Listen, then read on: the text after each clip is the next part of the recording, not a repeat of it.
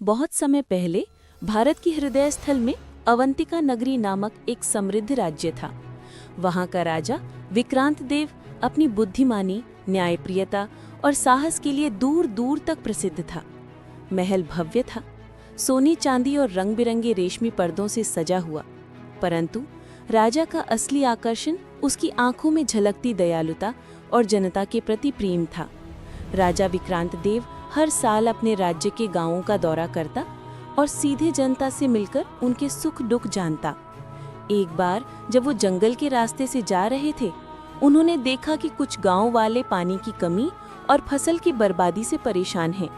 राजा ने तुरंत आदेश दिया कि गांव में कुएं खोदे जाएं और किसानों को बीज और खाद दी जाए। इस कार्य से गांव वाले बहुत प्रसन्न हुए और राजा की प्रशंसा करने लगे। राजा केवल न्यायप्रिय ही नहीं बल्कि वीर और संकट मोचन भी थे। एक बार राज्य पर एक दुश्मन सेना ने हमला कर दिया। राजा ने स्वयं अपनी सेना का नेतृत्व किया। उसकी रणनीति और साहस ने दुश्मनों को पराजित किया और वह राजा अपनी वीरता और न्यायप्रियता के लिए दूर दूर तक प्रसिद्ध था। लेकिन उसके दिल में एक अजीब ख्वाहिश थी, पैसे की लालच। वो सोने चांदी और रत्नों का इतना शौकीन था कि उसे राज्य के लोगों की खुशियों और भलाई की कोई परवाह नहीं थी। राजा हर रोज अपने महल के खजाने का निरीक्षण करता और नए नए खजाने जमा करने के तरीकों की योजना बनाता। उसका मानना था कि जितना अधिक धन होगा उतनी ही उसकी महानता बढ़ेगी। उसने बहुत सारे व्यापारी और शाही मंत्री अपने लालच के लिए भ्रष्ट कर दिए। राज्य में करों की मार बढ़ गई और लोग धीरे धीरे दुखी होने लगे। किसान अपने खेतों में मेहनत करने के बावजूद पर्याप्त अनाज नहीं कमा पाते और सैनिकों को समय पर तनख्वाह नहीं मिलती। एक दिन राजा के पास एक साधु आए। साधु ने विनम्रता से कहा, महाराज, धन महत्वपूर्ण है, लेकिन इससे ज्यादा महत्वपूर्ण है आपके राज्य और प्रजा की भलाई।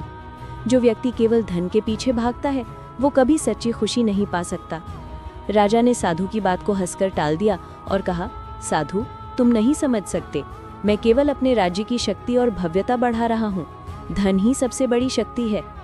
कुछ महीने बाद राज्य में विपत्ति आई। नदी सूख गई और फसलें नष्ट होने लगी। गरीब किसान और सैनिक भूखमरी और तकलीफ में डूब गए। महाराज ने अपने खजाने की ओर देखा, लेकिन उसके पास जमा सोने चांदी केवल खजाने में चमक रहे थे।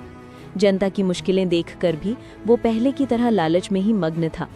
तब राजा की रानी ने उसे समझाया, प्यारे महाराज, खजाना केवल आपकी शक्ति नहीं बढ़ाएगा। यदि हम प्रजा की मदद नहीं करेंगे तो हमारा राज्य टूट जाएगा और आपका नाम कलंकित होगा। राजा ने पहली बार रानी की बात पर गौर किया। उसने देखा कि उसके चारों ओर दुख और दरिद्रता फैली हुई है। धीरे धीरे उसके दिल में पछतावा जागा। उसने अपने खजाने का हिस्सा गरीबों को बांटने का निश्चय किया, किसानों की फसल के लिए बीज और पानी की व्यवस्था की और सैनिकों को समय पर तनख्वाह देने लगा। धीरे धीरे राज्य में खुशियां लौट आईं। लोग फिर से मुस्कुराने लगे, व्यापारी व्यापार करने लगे और सैनिक अपनी जिम्मेदारी निभाने लगे। राजा ने समझा कि धन का असली मूल्य उसे रखने में नहीं बल्कि बांटने और दूसरों की भलाई में है। राजा का लालच अब सीख में बदल गया। उसने अपनी सारी ताकत और खजाने का इस्तेमाल राज्य और प्रजा की खुशहाली के लिए करना शुरू किया और इस प्रकार महाराज विक्रम सिंह का नाम इतिहास में धन की लालच से सीख लेने वाले महान